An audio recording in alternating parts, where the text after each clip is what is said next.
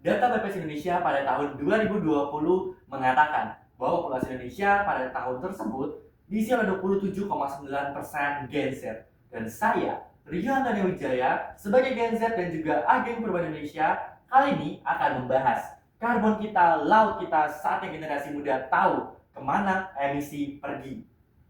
Hal ini semakin menarik karena peran Indonesia memiliki 3,3 juta kilometer persegi atau 63% dari total luas Indonesia. Hal ini menjadi menarik karena kita harus semakin meningkatkan kesadaran kita mengenai ekosistem-ekosistem yang ada di laut. Berikutnya, saya juga ingin menanyakan seberapa sering kalian melakukan kegiatan-kegiatan yang ada di samping ini. Mulai dari scroll media sosial sampai berjam-jam sampai lupa waktu, atau kalian nyalakan pendingin ruangan sampai kalian lupa untuk menghirup udara segar yang ada di luar sana, atau juga dalam setahun berapa kali kalian semua mengikuti konser atau live musik bersama teman-teman kalian, dan juga tentunya berbagai kegiatan-kegiatan lainnya yang kalian lakukan semasa muda kalian. Apakah kalian tahu efeknya? Ya, semua kegiatan tersebut berefek mengakhiri atau menyumbang karbon yang berakhir di laut.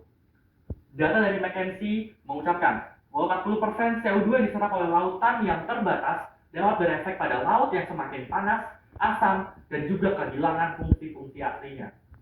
Data ini juga semakin diperkuat dari sumber yaitu Zero Australia yang mengatakan bahwa fitoplankton dan juga zooplankton makhluk mikrobis laut yang tanpa henti menyerap karbon, ya bahkan kalau semakin banyak emisi yang terbentuk, maka semakin sulitnya mereka untuk bisa mengubah simpanan karbon. Karena mereka hanya bisa menyerap simpanan karbon tersebut sampai 2 miliar ton per tahun.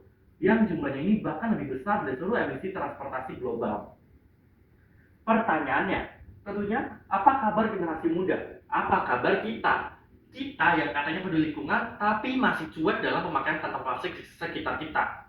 Kita yang bangga bawa tumbler kemana-mana, tapi belum tahu kalau sebagian besar emisi digital kita juga berakhirnya di laut. Namun, tenang saja, karena Indonesia memiliki aplikasi Jejakin. Jejakin hadir sebagai perusahaan yang berbasis AI dan juga IoT untuk menyelesaikan masalah-masalah lingkungan. Dari aplikasi ini, kita bisa menghitung karbon emisi yang kita keluarkan setiap harinya, mulai dari berapa langkah yang kalian keluarkan dari transportasi yang kalian lakukan, atau juga membantu kita untuk memahami jejak karbon, mengurangi dan mengimbangi emisi. Kalau kalian membuka aplikasi Gojek dan kalian transaksi 200 perak di setiap transaksinya, ikut menyumbang aksi menanam mangrove yang dikolaborasikan dari Jejakin dan juga Gojek. Dan ini menjadi bukti nyata bahwa solusi lokal bisa menjadi harapan untuk global. Tapi sejujurnya, aksi ini tidak bisa berhenti kalau di level individu saja, karena itu nggak ada efeknya. Karena tanpa sistem yang jelas, tanpa infrastruktur, tanpa regulasi yang kuat, perubahan itu hanya ada di mimpi kita saja. Kita harus bergerak, karena walaupun kita sudah bergerak, walaupun kita sudah banyak mengikuti berbagai sustainable living, seperti bawa tumbler, bawa tote bag, dan lain sebagainya, di luar sana masih banyak orang-orang yang memakai jet pribadi yang emisinya itu lebih besar dari emisi harian yang kita keluarkan. Tapi saya di sini hadir bukan sebagai seorang ahli, tapi saya hadir sebagai bagian dari 27,9% generasi muda yang siap membawa perubahan serta menyuarakan bahwa generasi muda bisa melakukan perubahan untuk laut kita. Dimana saya punya 3 tips untuk kalian semua. Yang pertama, kita mampu mengedukasi diri bahwa lautan itu bukan hanya tempat wisata, tapi kita bisa jadikan mereka sebagai tempat sebagai penampung emisi yang baik untuk lingkungan sekitar kita. Lalu kita bisa mengubah kebiasaan kita untuk menanam mangrove, untuk berbagai aksi-aksi hijau lainnya yang dapat mengurangi aktivitas-aktivitas anak muda menjadi lebih baik lagi.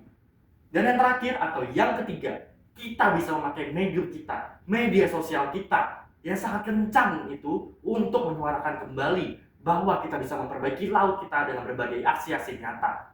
Karena kalau bukan kita, siapa lagi? Dan saya, Rio Antonio Wijaya, mengajak kalian semua jadilah agen perubahan laut Indonesia. Terima kasih.